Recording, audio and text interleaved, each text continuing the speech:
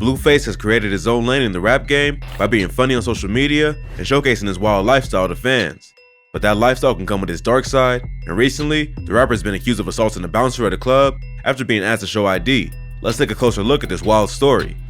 On September 13th, TMZ reported that Blueface was being investigated over an alleged assault that occurred at a club late Sunday night. According to sources, Blueface tried to pull up to Skinny's Lounge in the San Fernando Valley late Sunday night, but was stopped by a bouncer who asked to see some ID. Blueface did not have his ID on him, so he pulled out his phone and Googled himself to prove he was famous and knows enough to be in the club. But the bouncer wasn't convinced and wouldn't let him in without an official ID. That's when Blueface and his crew got angry and started to jump him. The rapper and two associates allegedly beat the man pretty badly and then took off. It got so bad, the bouncer had to be transported to a local hospital to be treated for cuts and bruises. The injuries weren't life-threatening, but TMZ released photos of the man in the hospital and he looks rough. After the fight, the bar called the police and reported that a man had to be taken to the hospital. Now they're investigating the case, and Blueface is the primary suspect since he had allegedly identified himself before trying to get into the club.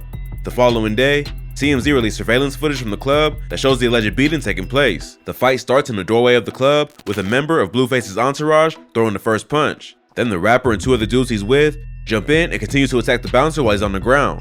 Two girls that he's with just stand back and record on their phone, while Blueface stomps on the victim and one of the other dudes tries to lift him up by his feet. The fight goes on for well over a minute, and it's pretty crazy that no one else from the bar stepped in to help the bouncer. But then again, it was Sunday night and the place looked pretty dead, so maybe he was the only security on duty. Blueface is the last person shown on camera after the rest of his crew left and can be seen tapping the bouncer a few times to make sure he's still alive before leaving the club. The attack is pretty brutal and seems unnecessary given that the bouncer was just doing his job. Maybe he had an attitude and Blueface felt disrespected, but that still doesn't justify a 4 vs 1 jumping like that. Given that the incident was captured on camera, Blueface will likely face charges for assault and battery, although he has yet to be formally arrested. Blueface is not giving his side of the story. However, he did post a photo to Instagram of himself with a quote from Scarface after the video footage was released. The photo shows the rapper standing in the middle of a group of other Crips with the caption, "You need people like me to point the finger at and say that's the bad guy, Scarface." So it seems like the rapper isn't backing down from the controversy, although he's not admitting to anything directly. But it seems like the fight is just a normal occurrence in the wild life of Blueface. The rapper grew up in the mid-city neighborhood of Los Angeles. He later settled in Oakland with his father, but relocated to attend high school in the San Fernando Valley. Blueface is a member of the Schoolyard Crip gang and began rapping under the name Blueface Bleed'em in 2017. His first song, Dead Lokes, was a minor viral hit on SoundCloud thanks to his offbeat rapping style and giant Benjamin Franklin face tattoo. He released his first project, Famous Crip, in 2018, which featured his breakout hit, Tatiana. The track would eventually be remixed by both Carti B and YG, which exposed the rapper to more mainstream audiences. Since then, his entire career has been full of controversy and viral moments. At this point, he's as much of an influencer or comedian as he is a rapper. In November 2018, Blueface was arrested for being involved in a shootout at a gas station. The rapper was approached by a man at a Chevron gas station who attempted to rob him. Blueface ended up getting away and shooting at the robber's car as he drove away. Both men were arrested in the incident, and Blueface was charged with shooting at an occupied vehicle, which is a felony in California. He was released on a $50,000 bond. The charge was later dropped to a misdemeanor gun possession, so the rapper escaped jail time. Blueface would be arrested again just a few months later after police discovered a loaded unregistered handgun in his possession. The rapper and a bunch of his friends were hanging on the block, rocking expensive jewelry and carrying firearms when the neighbors called the cops. The LAPD claims that they fled the scene when police approached them, leaving their weapons behind. They were able to catch Blueface and two other men who were charged with felony gun possession. The rapper was potentially facing 3 years in prison for the offense, but the case was eventually dismissed after the judge concluded that there wasn't enough evidence to prove that the gun was actually in his possession.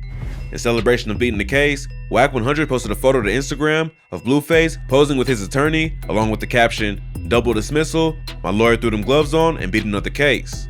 Later that year, the rapper was facing backlash after posting a video to Instagram of himself standing on top of a black SUV, throwing cash into a crowd of people on Skid Row, an area in Los Angeles known for homelessness and poverty. While some saw it as a generous act, others saw it as a publicity stunt that was dehumanizing to the people scrambling to collect the cash. Many criticized his actions on Twitter and claimed that even if his intentions were good, it sent the wrong message.